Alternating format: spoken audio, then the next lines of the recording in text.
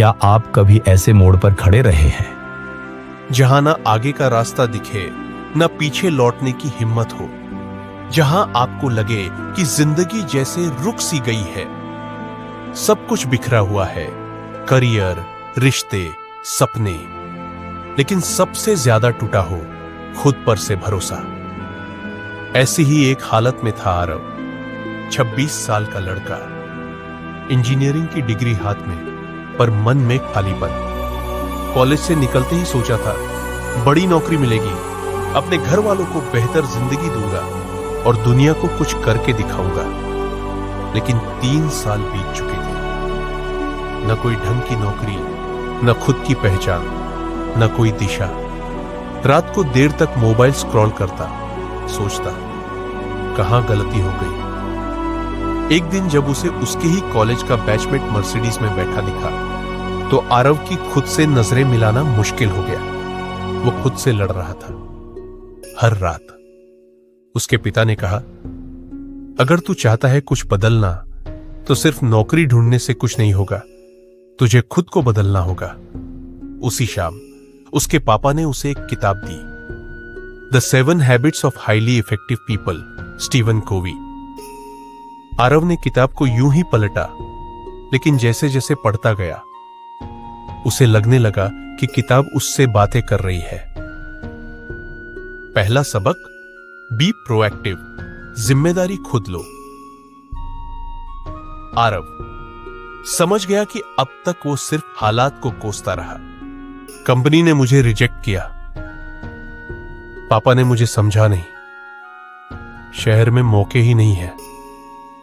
कवि कहते हैं, रिएक्टिव लोग हालात के गुलाम होते हैं, जबकि प्रोएक्टिव लोग हालात बना लेते हैं। अगले दिन आरव उठा और सबसे पहले किया खुद से एक वादा, अब से मैं किसी को दोष नहीं दूंगा, हर हालात की जिम्मेदारी मेरी होगी, चाहे सफलता हो या असफलता।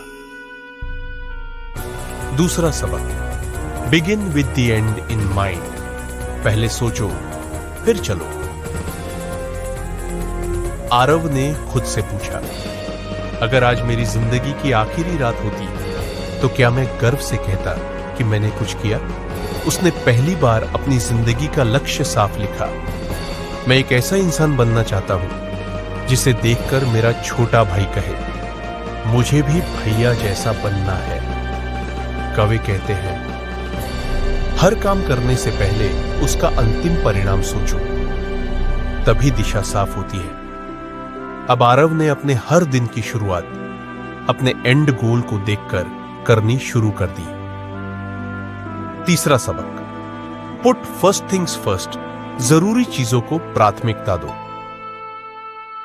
अब तक आरव की दिनचर्या बिखरी हुई थी, सोना, स्क्रॉल करना, दोस्तों से चाय पर चर्चा, पर ना कोई रूटीन, ना कोई प्रायोरिटी। कवि ने उसे सिखाया, जरूरी और जरूरी दिखने वाली चीजों में फर्क करो। अब उसने एक टाइम टेबल बनाया, सुबह खुद पर काम, दोपहर में स्किल्स सीखना, शाम को नेटवर्किंग। व्हाट्सएप के जवाब अब सिर्फ एक टाइम पर देता, नेटफ्लिक्स एक दिन ही, रिवॉर्ड की तरह। धीरे धीरे उसे खुद पर कंट्रोल महसूस होने लगा। चौथा सबक, थिंक विन विन, सिर्फ अपनी नहीं सबकी जीत सोचो।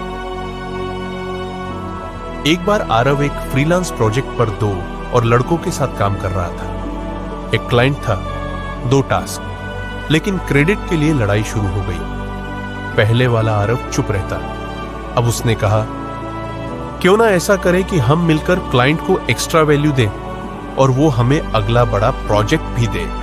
उन्होंने मिलकर क्लाइंट को सरप्राइज प्रेजेंटेशन दी और उन्हें 3 गुना बड़ा प्रोजेक्ट मिला। कवि कहते हैं, जीत वही है जो सबकी हो। आरव ने यह सीख लिया, कोलैबोरेट, डोंट कम्पीट। पांचवा सबक, seek first to understand then to be understood, पहले समझो फिर समझाओ। आरव की गर्लफ्रेंड उससे बात नहीं कर रही थी, वो गुस्से में था। मैं इतना करता हूं और तुम हमेशा शिकायत करती हो। कवे ने सिखाया, लोग आपको तभी सुनते हैं जब आप उन्हें पहले सुनते हो। आरव ने चुपचाप सुना। पहली बार बिना टोके, बिना प्रतिक्रिया दिए उसकी गर्लफ्रेंड रो पड़ी। मैं बस चाहती थी कि तुम सुनो।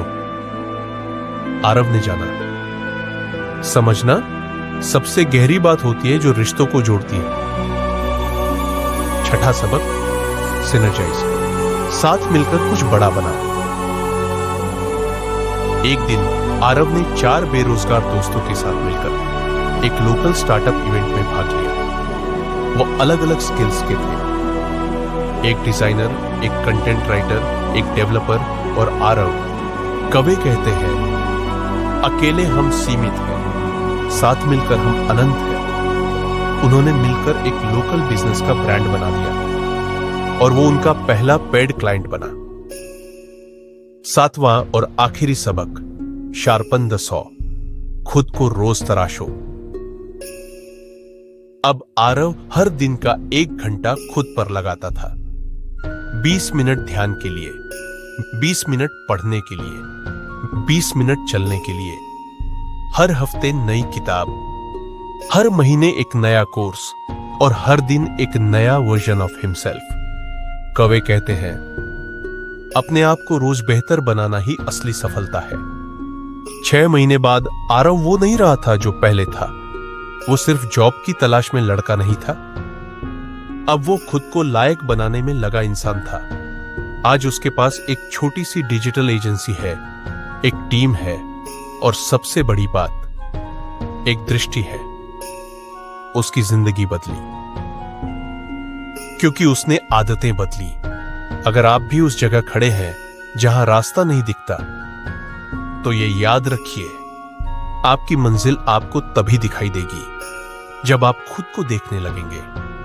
स्टीफन कोवे की 7 आदतें कोई गुरु मंत्र नहीं है, ये वो आईना है जो हमें अपनी ही ताकत दिखाते हैं। अगर ये कहानी आपके दिल को छू गई हो तो इसे लाइक करें, कमेंट में बताइए कि इन 7 आदतों में से कौन सी आप आज से अपनाना चाहेंगे और हमारे चैनल @स्टोरीपार्क वर्ल्ड को सब्सक्राइब जरूर करें। कल हम मिलेंगे एक और जबरदस्त कहानी के साथ। तब तक याद रखिए, आदतें बदलो, जिंदगी खुद ब खुद बदल जाएगी। धन्यवाद।